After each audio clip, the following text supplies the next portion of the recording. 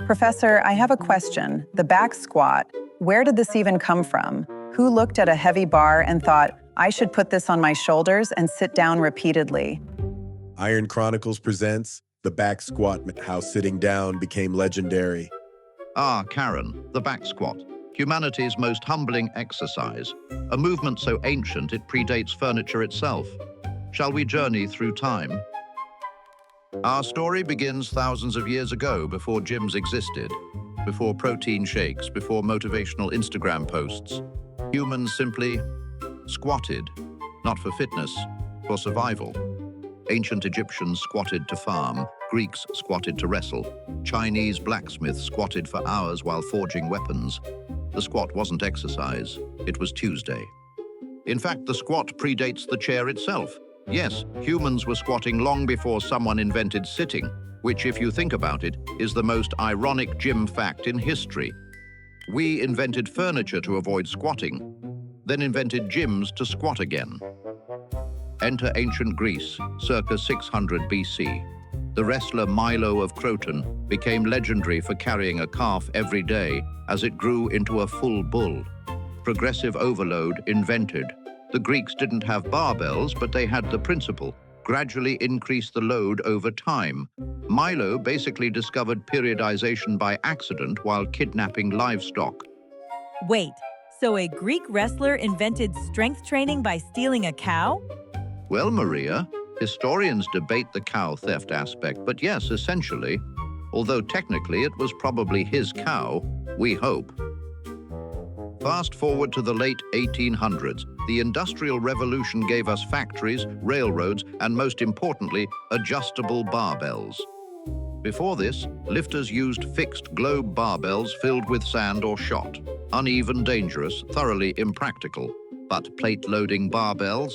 Revolutionary. For the first time, progressive loading became practical, standardized strength training became possible, and heavy squatting exploded in popularity. Physical culture stars like Eugen Sandow and George Hackenschmidt spread strength training worldwide. Except, and here's where it gets absurd, many of them avoided deep squats. Why? They believed squatting heavy would crush your internal organs. I'm sorry, crush your what? Your organs, Denise. People genuinely believed this. Schools banned deep squats. Coaches warned athletes they'd become muscle-bound and lose athleticism. For decades, the squat was considered medically dangerous.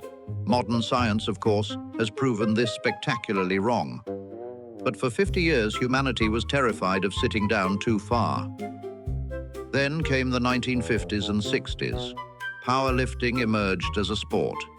The big three were established: squat, bench press, deadlift.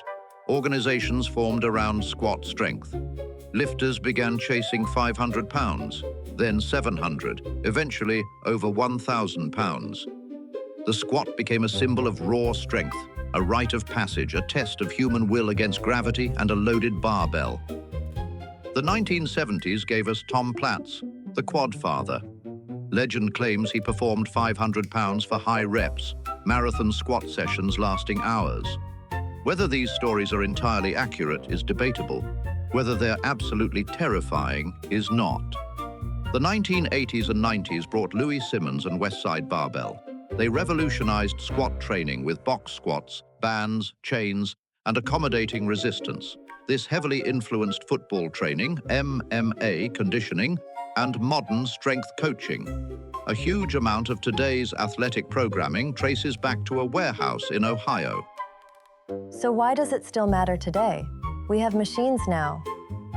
Because, Linda, the back squat develops everything: lower body strength, trunk stability, coordination, balance, bone density, force production, and, perhaps most importantly, the ability to stand back up when life puts weight on your shoulders, which is both literal and metaphorical. From ancient survival to modern mastery, the squat remains fundamentally unchanged. Humans have been sitting down and standing back up for thousands of years. We've simply added barbells, coaching, and an alarming number of YouTube form check videos. The back squat started as necessity, evolved into strength, and became one of the greatest tests of human will ever placed on a barbell. So next time you're under the bar, remember, you're honoring thousands of years of human evolution. The ancients would be proud, assuming they understood what a gym was. IRON Chronicles, a Valkyrie fitness production.